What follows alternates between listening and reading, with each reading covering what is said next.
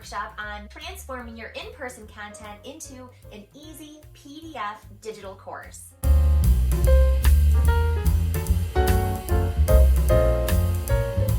My name is Sarah Thomas, and I'm a certified educational leader, elementary teacher, teacher educator, and coach. I believe that education should be student-centered, engaging, and intentional. And I'm on a mission to lead reform by supporting educators with workshops and resources that I develop through my consulting work at Teaching Without a Book.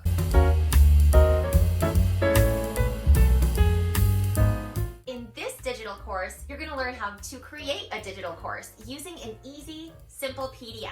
In fact, by the end of this workshop, you'll have built your very first digital course. I'm going to walk you step by step through all the things that you need to know in order to make a basic digital workshop or instructional lesson using the technology and software that you probably already have access to. So before we get started, I recommend that you choose a lesson or workshop that you've already created and planned out to deliver in person. If you're a classroom teacher, this might look like a math lesson or maybe something a little bigger like a science unit. If you're a facilitator or a teacher educator, this is probably a workshop that you've developed. You'll use that content to apply your learning as we work through each module so that by the end of this workshop, your very first PDF digital course will be all done and ready to use. If you don't have any pre-planned content, don't worry about that. Stick with me and follow along. You can always come back and apply these strategies whenever you're ready. And you'll have access to all of the modules so that as you're working and creating your digital course, you can always refer back to them if you get stuck in the mud. Now, I've actually designed this digital course to follow the same format that you're going to learn to use to create your own digital course. Not only will this help you to understand what you need to do in order to create your course, but it's going to give you the lens of being the learner so that you understand what it feels like to learn in this format. To work through the course, you will follow each module in the order that they're presented to you on the course's main page. To begin, you'll click on the Module 1 button. This will take you to the module, and all of the materials that are in there is everything you need to learn the material within Module 1. When you've completed Module 1, you'll come back to the course's main page and you'll continue clicking through the modules in order from top to bottom until you finish all of the modules. Each module will focus on a different topic that builds on one another, taking you from start to finish. I've included each topic on the module button to provide you an overview of the learning sequence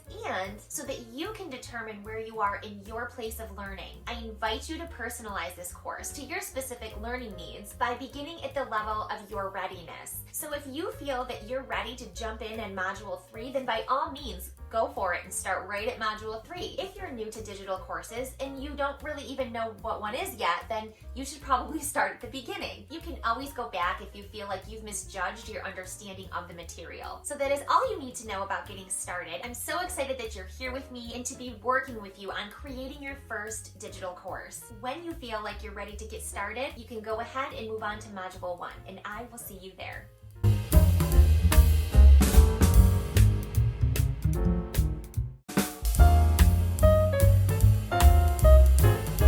What if you, as an educator, could clone yourself? How would you spend your extra time? What might you set out to accomplish? Although I know it sounds like some crazy Star Wars fantasy, I do want you just to take a minute to imagine what would the possibilities be for you if you were able to create two of you. Think about the impact you could have. In reality, we only have so much time in a day. There's only one of us to go around to plan our lessons or workshops, coach our teachers, review data, meet the needs of our students and their families. Being able to be in 2 or even more places is just wishful thinking. Or is it?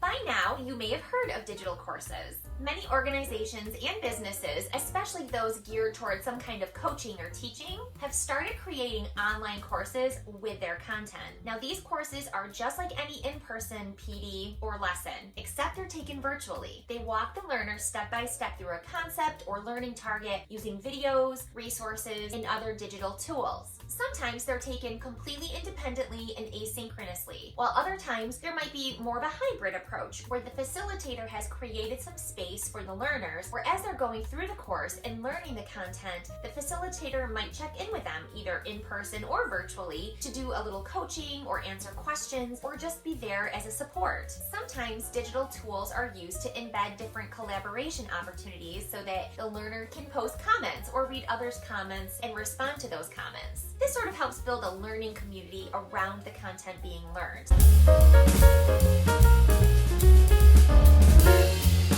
Here's the main thing. Once you take your lesson or workshop and you turn it into a digital course that can be taken asynchronously and independently, you no longer have to be there in real time for the participant to participate. In fact, your clone can be all over the place teaching students and teachers in your school building, in your district, in your region, in your state. You get it. Someone can be learning from you without you even needing to be there so that you can be more intentional with your time and do things like meet with small groups of students or pulling students one-to-one, differentiating instruction, pushing into classrooms to support teachers, developing new workshops. With a digital workshop or course or lesson or unit, you no longer have to be there to teach that thing over and over and over again. Your clone can do that for you. So your impact has just doubled.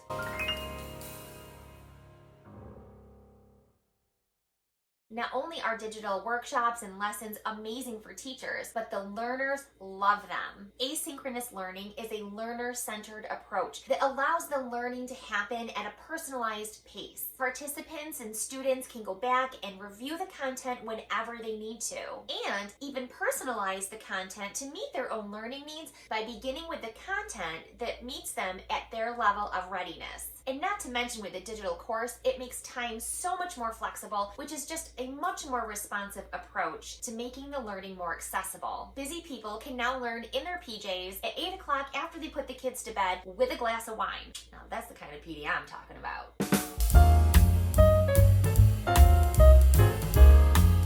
And digital courses are not just for adults. They are a valuable and powerful tool to use in the classroom with your students as well. Asynchronous learning is a great tool for differentiation and a means of providing personalized or mastery learning opportunities. A digital course can support you and your students, especially if you're a teacher who uses a variation of the blended learning or personalized learning models that utilize stations or center rotations. As a classroom teacher, your digital clone can teach the basics of a brand new topic or standard or skill. It's the same idea like when we use the flipped classroom model, so that when you work with your students, you can actually dig deeper into the content so that your in-person instruction can be more targeted. You can provide scaffolding and enrichment and other learning opportunities that better meet the needs of your students. Digital courses also make amazing gap closers that can target a specific standard or skill set that can be assigned to individual students that need more support in those areas.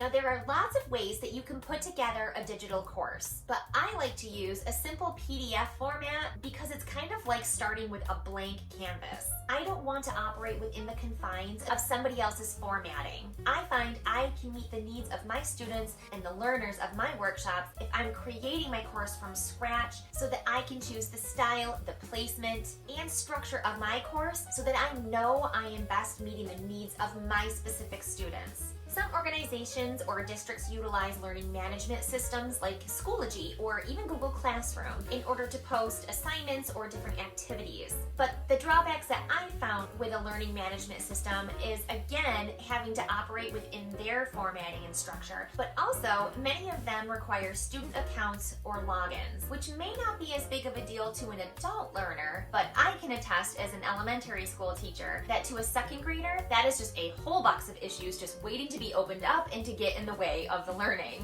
When you create a course using a simple PDF, all you need to do is share the link and the content is accessible by whoever has that link with no sign-in required.